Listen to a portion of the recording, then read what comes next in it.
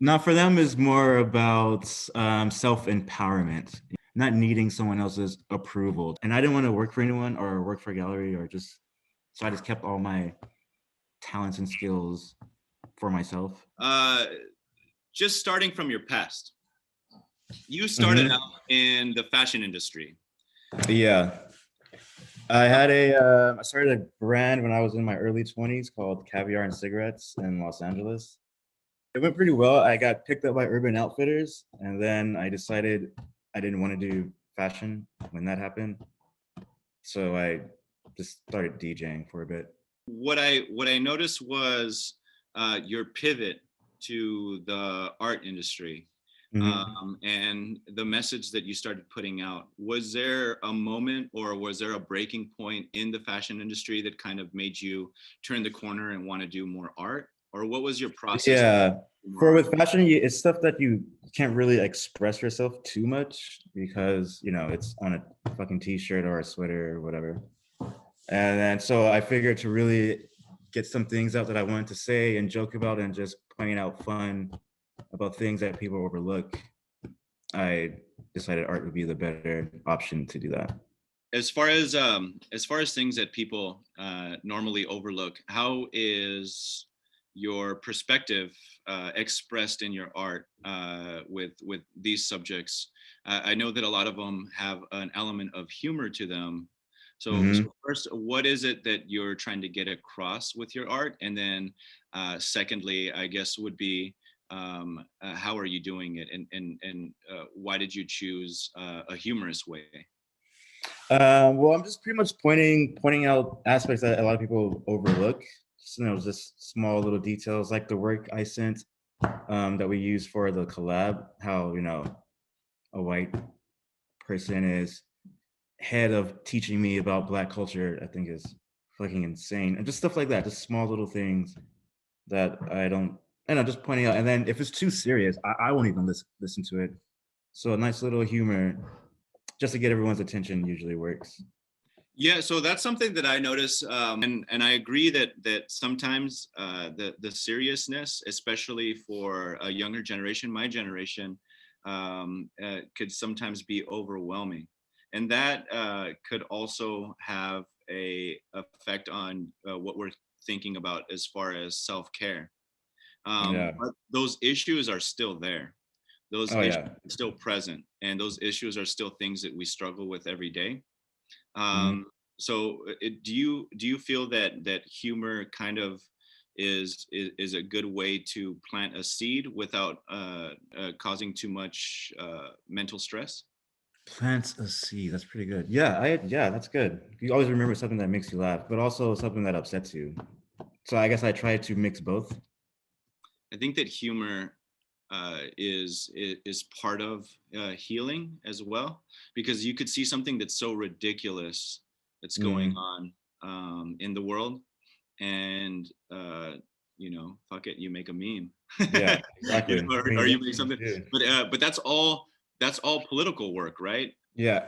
To be honest, I don't really even follow politics. I have I'm so lost most of the time.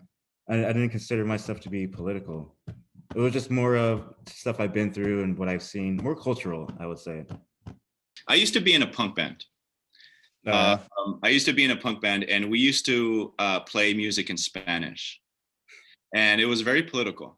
Mm-hmm. And at the end of the show, I would walk out and see all of these young kids who barely spoke Spanish, just talking shit in Spanish. Ay, hijo de su chingada madre, que no sé qué, ya sabe. And that for me was like a point of pride, because I Oh was yeah. using this little thing, known as punk rock, to implant culture back into these kids who were just skaters and didn't really care about their culture or anything like that.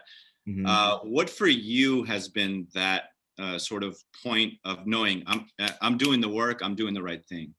Um, I guess the first time I sold one of those ridiculous pieces I made, I didn't think anyone was gonna go for it, to be honest. Isn't that the weirdest thing about art, is like something that could just be like, it's just an internal joke, it's just for me, or I don't even think anyone's gonna like it, and all of a sudden it's the hit. What Yeah. exactly was the piece?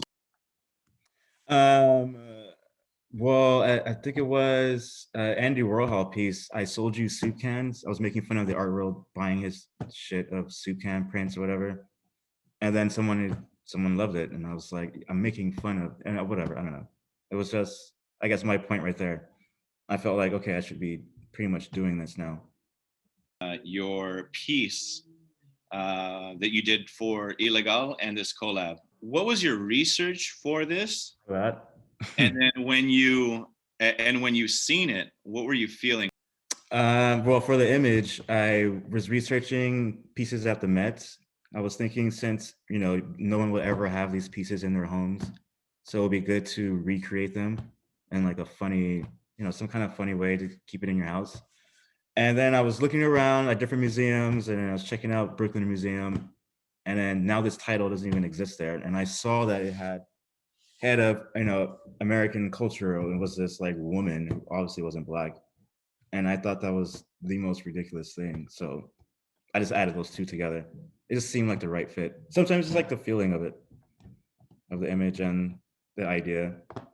So I noticed that a lot of the stuff you do is kind of like going over their face with something that looks like an outline of a skull or maybe Oh something yeah, else. I call it a free face. It's like an alter ego, or something you could type over someone's face and put what they really think, or what they really like, a mask almost.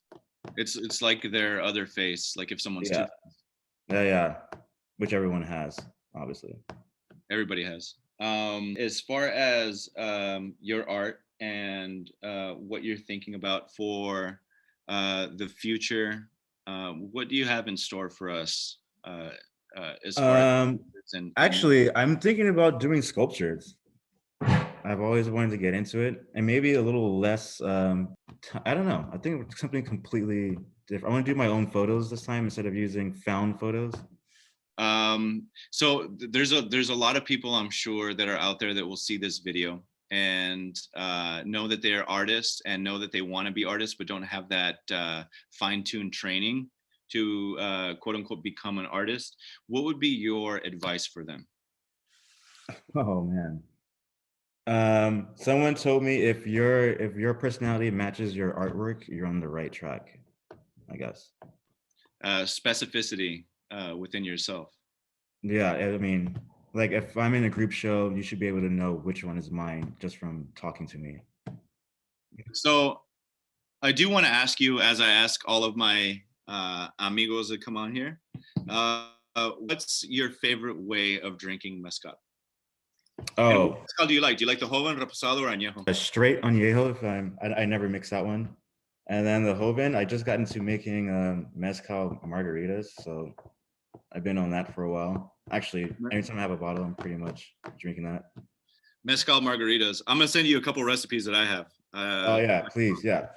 Thank you, Mark Carson, so much for your time. I really appreciate it, and I think it's very interesting to take a peek into the mind of an artist. There's something also interesting about like sort of the unsaid stuff of like, I don't know why I'm doing this, but I'm doing it instinctually. I think that those type of things are very interesting too, because everybody thinks that everything is so premeditated, but Yeah. a lot of stuff, a lot of creative outlet can be instinctual. And so I would encourage people who are watching this to trust their instincts as far as what they want to do creatively. Because if people can look at your art and know it's you and recognize it's you, that means you're doing the right thing, right? I mean, for me, yeah, that's how I Yeah. feel.